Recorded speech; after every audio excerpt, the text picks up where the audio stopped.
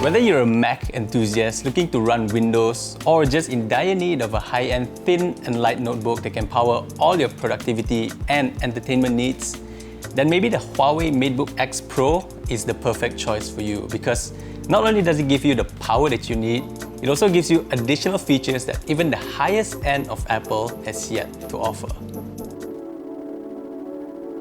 It's been 3 years since the first launch of the Matebook X Pro, and since then, HUAWEI's design philosophy is that if it ain't broken, don't fix it. And why would it be broken? It's a carbon copy of the MacBook. Now, the Matebook X Pro feels extremely premium thanks to its unibody aluminium design. And it's built extremely well. I really don't feel any chassis flags, except maybe for the screen, but that's really about it.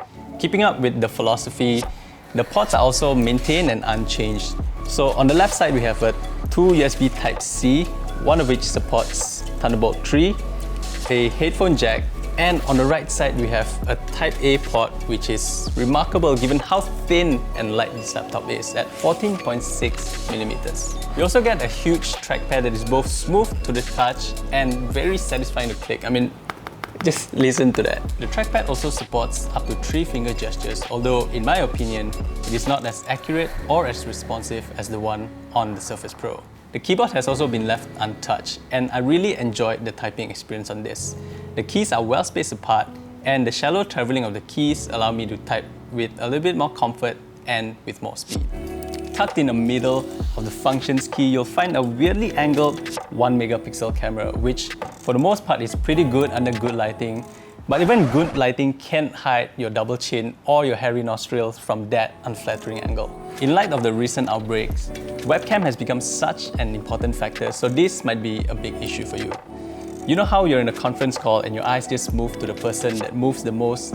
Well, you're gonna be that person this time, because when you're taking down notes, not only do you look like you're not listening, your fingers are always up in the camera. Now, security-wise, it does give you a little bit peace of mind, but I much prefer it to be at the top.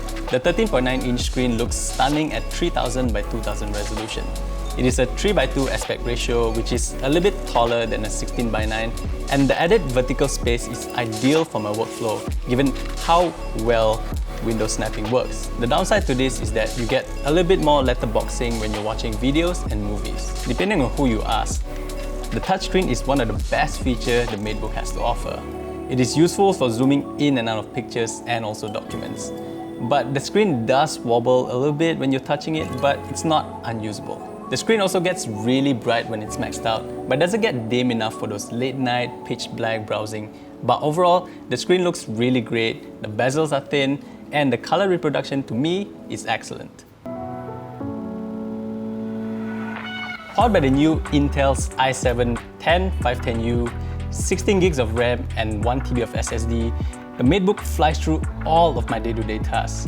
Granted, they're not the heaviest of tasks given the whole work-from-home situation, so this includes stuff like script writing, browsing the web, and a little bit of Photoshop and Lightroom mixed into it. There's also an NVIDIA MX 250 in here, so you can get away with a little bit of gaming. While it's not a 1650 Ti or a 1060, don't expect to run this on high settings or on its native resolution. Bumping most games down to a medium at 720p usually gives you a playable 45 FPS, but the laptop gets really hot. So unless you're playing an indie title or using a controller, I would not push this too hard. As far as creativity tasks go, you can get away with a little bit of video editing, but definitely not 4K. As for the battery life, HUAWEI claims up to 13 hours of local video playback time.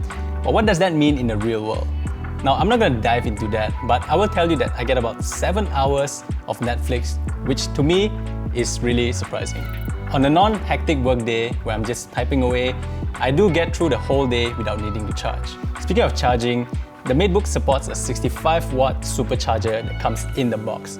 So this will charge the device from 0 to 50 in about 45 minutes, although a full charge will take you 2.5 hours, which is pretty long. So in conclusion, would I recommend the 2020 Matebook X Pro?